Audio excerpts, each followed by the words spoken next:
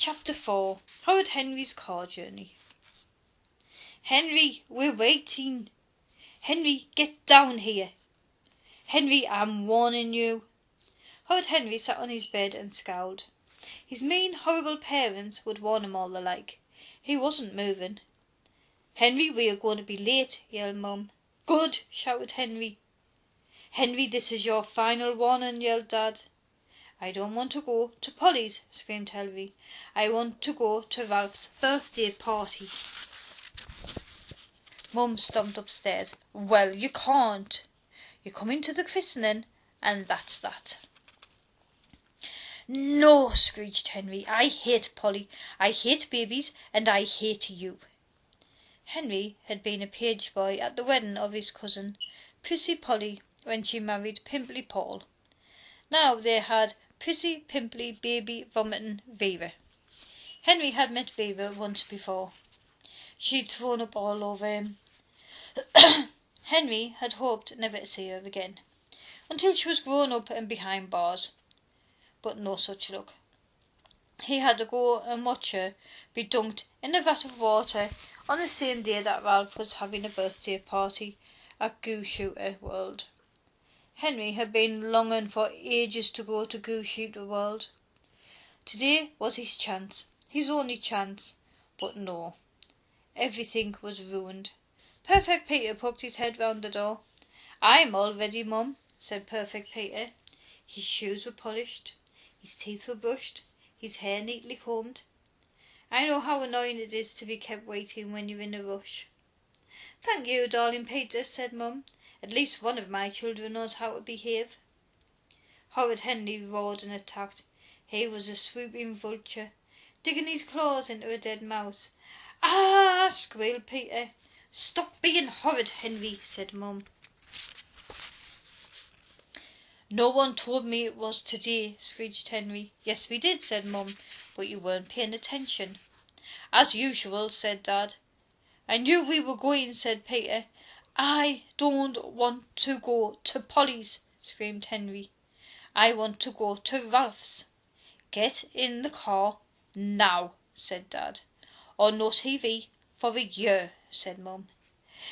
Eek, Horrid Henry stopped wailing. No TV for a year. Anything was better than that. Grimly he stomped down the stairs, out the front door.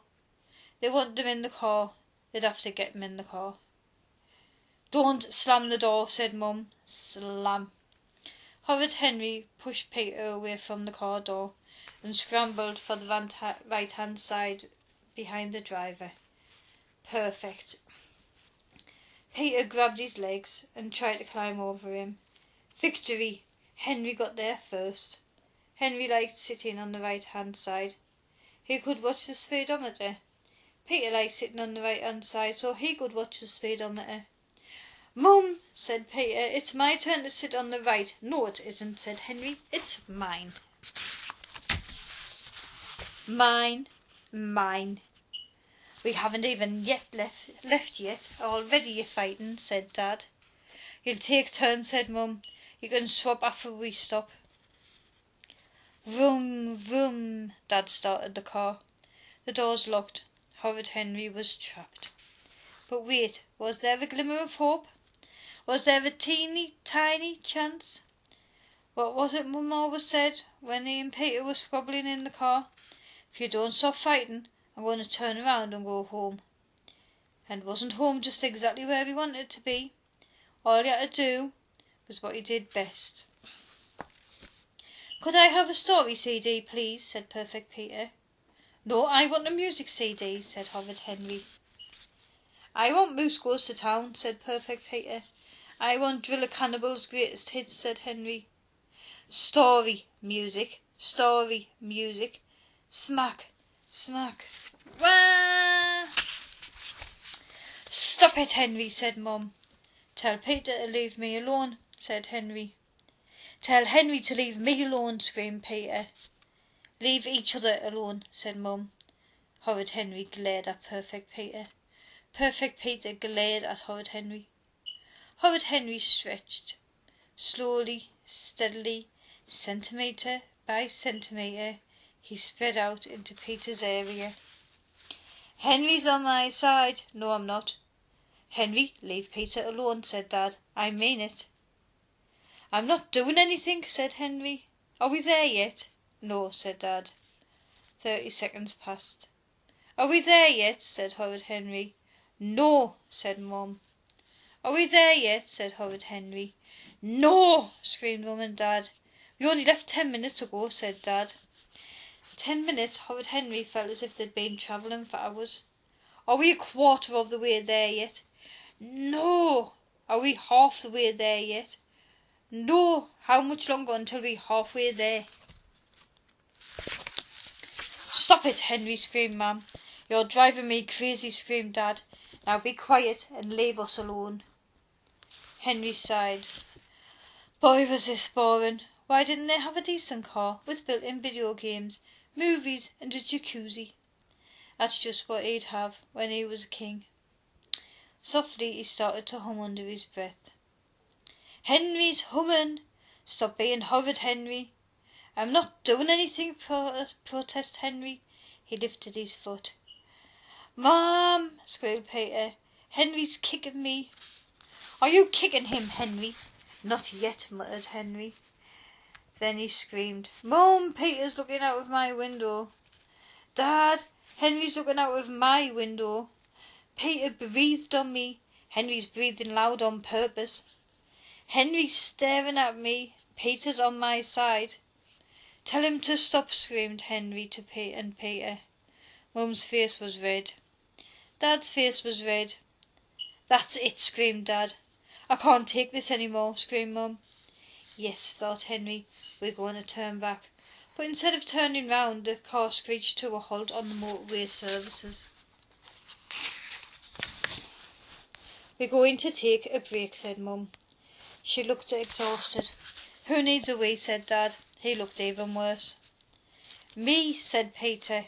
Henry? No, said Henry. He wasn't a baby. He knew when he needed a wee and when he didn't need one. This is our only stop, Henry, said Mum. I think you should go. No, screamed Henry. Several people looked up. I'll wait in the car. Mum and Henry were too tired to argue. They disappeared into the services with Peter. Rats. Despite his best efforts, it looked like Mum and Dad were going to carry on. Well, if he couldn't make them turn around, maybe he could delay them. Somehow. Suddenly Henry had a wonderful, spectacular idea. It couldn't be easier, and it was guaranteed to work. He'd missed the christening. Mum, Dad and Peter got back in the car. Mum drove off. I need a wee, said Henry. Not now, Henry. I need a wee, said Henry. Now. Mum headed back to the services. Dad and Henry went to the toilet. I'll wait for you outside, said Dad. Hurry up or we'll be late. Late? What a lovely word. Henry went into the toilet and locked the door. Then he waited, and he waited, and he waited. Finally he heard Dad's grumpy voice. Henry, have you fallen in? Henry rattled the door. I'm locked in, said Henry. The door's stuck. I can't get out. Try, Henry, pleaded Dad. I guess I'll have to break the door down. That should take a few hours, he thought. He settled himself on the toilet seat and got out a comic. Or you could just crawl underneath the partition into the next stall, said Dad. Henry could have burst into tears. Wasn't it just his rotten luck to try to get locked in a toilet which had gaps on the sides? Henry didn't fancy much wriggling round on the cold floor. Sighing, he gave the stall door a tug and opened it. Horrid Henry sat in silence for the rest of the trip. He was so depressed he didn't even protest when Peter demanded his turn on the right. Plus he felt carsick. Henry rolled down his window. Mum, said Peter, I'm cold. Dad turned the heat on. Having the heat on makes me feel sick, said Henry. I'm going to be sick, whimpered Peter. I'm going to be sick, whined Henry. But we're almost there, screeched Mum. Can't you hold on until... Bleh. Peter threw up all over Mum. Bleh. Henry threw up all over Dad. The car pulled into the driveway. Mum and Dad staggered out of the car to Polly's front door. "We survived," said Mum, mopping her dress. "Thank God that's over," said Dad, mopping his shirt. Horrid Henry scuffed his feet sadly behind him. Despite all his hard work, he'd lost the battle. While Rude Ralph and Dizzy Dave and Jolly Josh were dancing about, spraying each other with green goo later this afternoon, he'd be stuck at a boring party with lots of grown-ups, yak, yakking. Oh, misery. Ding dong! The door opened. It was Prissy Polly. She was in her bathrobe and slippers. She carried a stinky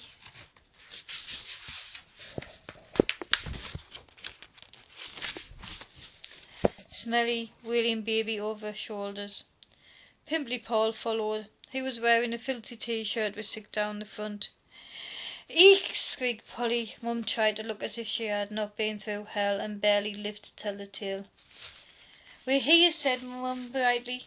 "How's the lovely baby?" "Too prissy," said Polly. "Too pimply," said Paul. Polly and Paul looked at Mum and Dad. "What are you doing here?" said Polly finally. "We're here for the christening," said Mum. "Vera's christening," said Polly. "It's next weekend," said Paul. Mum looked like she wanted to sag to the floor. Dad looked like he wanted to sag beside her. "We've come on the wrong day," whispered Mum. "You mean we have to go and come back?" whispered Dad. "Yes," said Polly. "Oh no," said Mum. "Oh no," said Dad. "Bleh," vomited Vera. "Eek," wailed Polly. "Gotta go." She slammed the door. "You mean we can go home?" said Henry. "Now?" "Yes," whimpered Mum. "Whippy!" screamed Henry. "Hang on, Ralph. Here I come."